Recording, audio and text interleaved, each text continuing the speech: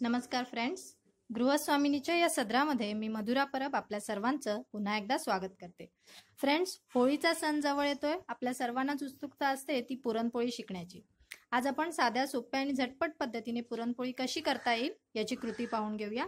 त्यासाठी लागणारं साहित्य आहे, मी या ठिकाणी साधारण पाव किलो चण्याची डाळ कुकरला लावून उकडवून घेतलेली आहे। त्याला साधारण आपण 5 शिट्या करून घेतलेल्या आहेत। यामध्ये आपण उकडताना साधारण अर्धा चमचा तुपाचा घातलेला आहे, ज्यामुळे डाळ उतू जात नाही आणि डाळीला किंवा त्या पुरणाला अतिशय खमंग असा स्वाद येतो।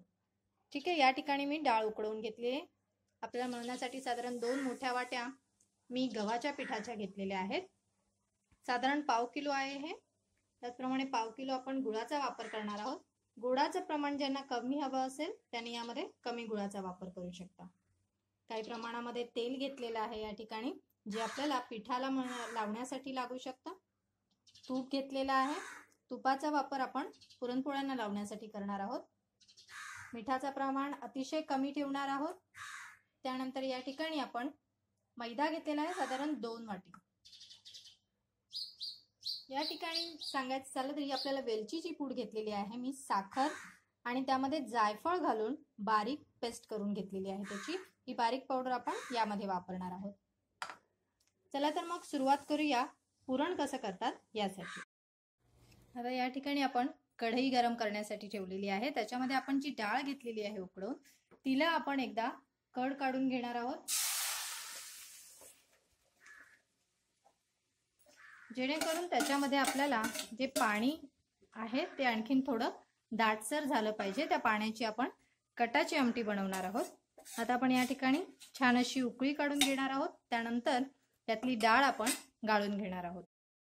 साधारण आता आपण ही डाळ 5 मिनिटं पुन्हा एकदा उकळवलेली आहे आणि त्यामधलं पाणी आता दाटसर रंगाचं झालेलं आहे। आता आपण हे गाळून घेणार आहोत। हे पाणी आपण वेगळं करून घेऊया यातून। साधारण आता या डाळीतलं पाणी आपण व्यवस्थित काढून घेतलेलं आहे। संपूर्णपणे पाण्यापासून डाळ वेगळी केलेली आहे आणि जे पाणी आपण वेगळं करून घेतलेलं आहे याच्यातून, याचा आपण कटाच्या आमटीसाठी उपयोग करून घेणार आहोत। आता जे आपण डाळ या ठिकाणी ठेवलेली आहे उकळण्यासाठी, त्याच्यामध्ये आपल्याला ही जी गूळ घेतलेला आहे पाव किलो आपण किसून, ते घालून घ्यायचं आहे। पाण्याचा अंश आपण डाळीतून पूर्णपणे काढून घेतलेला होता। आता हे गूळ आपण याच्यामध्ये व्यवस्थित फिरवून घेणार आहोत। आपण यामध्ये गूळ जो घातलेला आहे तो किसून घेतलेला आहे, त्याच्यामुळे लगेचच तो गूळ वितळला गेलाय डाळीमध्ये आणि आता तो पूर्णपणे मिक्स होतो आहे। एक आपल्याला प्रमाण गुळाचं लक्षात घ्यायचं, ते मी या ठिकाणी पाव किलोसाठी पाव किलो गुळाचा वापर केलेला आहे। त्यामुळे जर कोणाला याच्यात गुळाचं प्रमाण कमी करायचं असेल तर त्यानुसार ते कमी करू शकतात। आता हा गूळ व्यवस्थित यामध्ये वितळतोय। आपल्याला तर पूर्णपणे वितळून ह्या डाळ ही पूर्ण मेल्ट झालेली आपल्याला त्या गुळाच्या पाकामध्ये दिसेल। तोपर्यंत आपण याला व्यवस्थित शिजवून घ्यायचंय आणि सतत हे मिश्रण आपल्याला हलवत राहिलं पाहिजे, जेणेकरून खाली ते लागणार नाही। फ्रेंड्स, अशा पद्धतीने आपण या गुळामध्ये ही डाळ व्यवस्थित शिजवून घेतली आहे पुन्हा एकदा। त्याच्यामुळे ही डाळ अतिशय छान पद्धतीने शिजलेली आहे की त्याच्यामध्ये आपल्याला डाळ दिसूनही येत नाही, फारच क्वचित कुठेतरी डाळ राहिलेली आहे। आता यावेळी काय करायचं आहे आपल्याला, याच्यामध्ये आपण जी ही वेलची, साखर आणि जायफळ घालून तयार केलेली पावडर आहे ती यातमध्ये घालणार आहोत। जायफळमुळे जी पुरणपोळी आपल्याला पचण्यासाठी जड जाते किंवा त्याला एक विशिष्ट चव तर येतेच जायफळामुळे, पण पचण्यास जड असल्यामुळे ते आपल्याला पचायला जायफळ आणि वेलचीची पूड नक्कीच मदत करणार आहे। आता हे आपण व्यवस्थित मिक्स करून घेतलेली आहे। सतत मिश्रण ढवळत राहणं गरजेचं आहे, नाहीतर खाली ते करपून जाऊ शकतं। अशा पद्धतीने आपण व्यवस्थित ढवळून घेऊया। आता मी थोडासा गॅस मोठा करून त्यातला पाण्याचा अंश पूर्णपणे जाईल अशा पद्धतीने बघते। फ्रेंड्स, आपण गॅस फास्ट करून हे मिश्रण व्यवस्थित ढवळून तर घेतलंच होतं। या व्यतिरिक्त याच्यामध्ये थोडाही असणारा पाण्याचा अंश आपण पूर्णपणे काढून टाकणार आहोत आणि त्याचबरोबर थोडं प्रेशर यामध्ये करून आपण डाळ जी आहे ती आणखीनही यामध्ये सॉफ्ट करून घेणार आहोत। अशा पद्धतीने यातलं पूर्णपणे पाणीही निघून गेलेलं आहे। आता हे मिश्रण आपण गॅस बंद करून थंड होण्यासाठी ठेवूया। त्यानंतर हे आपण मिक्सर मधून काढून घेणार आहोत। आता आपण एका बाजूला पुरण थंड होण्यासाठी ठेवलंय. आता त्याच्यानंतर आपण पिठाची कृती करून घेऊया. पीठ आपण जे घेतलेलं आहे साधारण 2 मोठ्या वाट्या, यामध्ये आपण 2 चमचे मैद्याचं पीठ घालणार आहोत. मैद्याच्या पिठाचं प्रमाण जर जास्त झालं तर पोळ्या थोड्या कडक होण्याची शक्यता आहे. अतिशय कमी प्रमाणामध्ये आपण मिठाचा वापर करणार आहोत. गोड पदार्थ करताना त्यामध्ये मिठाचा वापर बऱ्याचदा आपण कमी ठेवावा किंवा तो टाळावा, कारण त्यामध्ये गोडाचं प्रमाण मग कमी होण्याचा किंवा ती गोडाची चव कमी होण्याचे शक्यता असते. आपण इथे मिठाचं प्रमाण अतिशय कमी ठेवलेलं आहे. आता आपण जे तेल घेतलेलं आहे त्यातलं साधारण 1 चमचा आपण तेलही यात घालून घेणार आहोत. बऱ्याच ठिकाणी पुरणपोळीमध्ये हळदीचाही या पिठामध्ये मळताना हळदीचा वापर करण्याची पद्धत आहे. तर तो जर आपल्याला हवा असेल तर आपण हळदीचा वापर नक्की इथे करू शकता. आता आपण हे पीठ व्यवस्थित पाण्यामध्ये नरम असं मळून घेणार आहोत. साधारण अशा पद्धतीने आपण लुसलुशीत असं पीठ मळून घेतलेलं आहे. आता या पिठाला आपण साधारण 10 ते 15 मिनिटं अशाच पद्धतीने ठेवणार आहोत. ठेवण्याआधी आपण त्याच्यावर साधारण 1 चमचा तेलाचा घालून त्याला पुन्हा एकदा मळून घेणार आहोत. 10 ते 15 मिनिटं कमीत कमी आपल्याला पीठ ठेवायचं आहे, जेणेकरून ते आणखीन छान लुसलुशीत पुरणपोळ्या होण्यासाठी मदत होईल. अशा पद्धतीने आपण याला व्यवस्थित तेल लावून ठेवून देणार आहोत. आता या 10 ते 15 मिनिटांमध्ये आपण सारण जे थंड करण्यासाठी ठेवलेलं होतं पुरणाचं, ते पुरण आपण मिक्सरमध्ये बारीक वाटून घेऊया.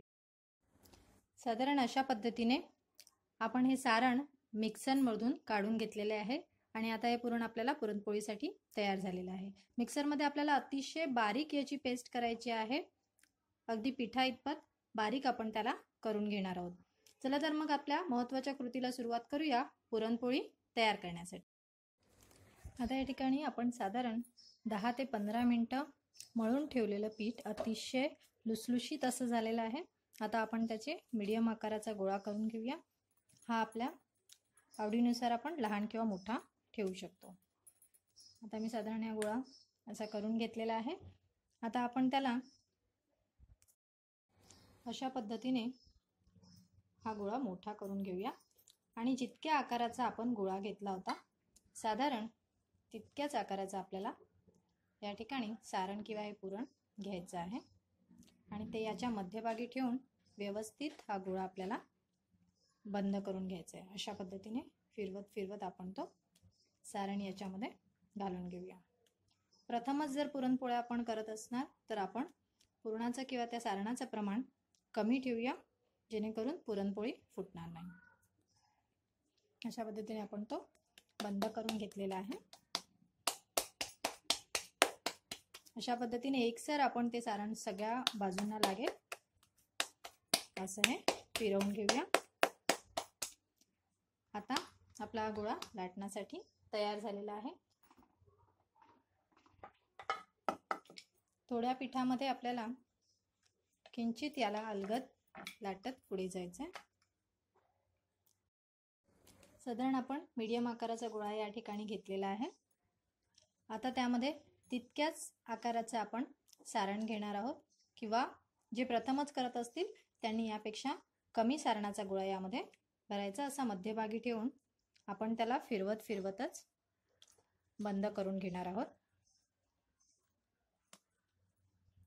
अशा पद्धतीने त्याच्या सर्व बाजू एकत्र करून आपण त्याला मध्ये असा बंद करून घेणार आहोत, जेणेकरून सारण बाहेर येणार नाही. आणि अशा पद्धतीने एकदा फिरवून घेतल्यानंतर चारही बाजूच्या कडांपर्यंत ते सारण व्यवस्थित पोहोचणार आहे. आता आपण याला हलक्या हाताने लाटून घेणार आहोत.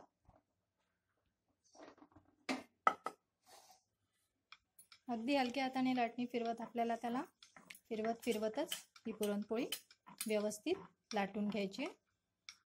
अशा पद्धतीने आपली पुरणाची पोळी लाटून तयार आहे. एका बाजूला आपण तवा गरम करण्यासाठी ठेवलाय, तो मीडियम आचेवर गरम झालेला आहे. आता आपण त्यावर ही पुरणाची पोळी व्यवस्थित खरपूस अशी भाजून घेणार आहोत. साधारण एका बाजूला काही प्रमाणामध्ये हे शेकल्यानंतर आपण त्याला परतून घेणार आहोत. फक्त 2 मिनिटं त्याला एका बाजूला आपण शेकून घेणार आहोत. गॅस आपण आताही फास्ट ठेवलेला आहे. लाटताना याच्या ज्या कडा आहेत त्या आपण पातळ ठेवणार आहोत, जेणेकरून मधला भाग थोडासा जाडसर राहील आणि याच्यामध्ये सारण असल्यामुळे तो आपण जास्त प्रेशरने न लाटल्यामुळे तो छानपैकी पसरून येईल सर्व बाजूला आणि फुगेलही. अशा पद्धतीने आपण याला थोड्याशा याच्या कडा ज्या आहेत त्या शेकून घेतोय किंवा प्रेस करून घेतो आहोत. आता दोन्ही बाजू याच्या खरपूस आपण शेकून घेतलेल्या आहेत आणि अशी छानशी पुरणपोळी आपण शेकून घेतली. त्याच्यावर आपण खमंग असा तूप लावून घेतोय.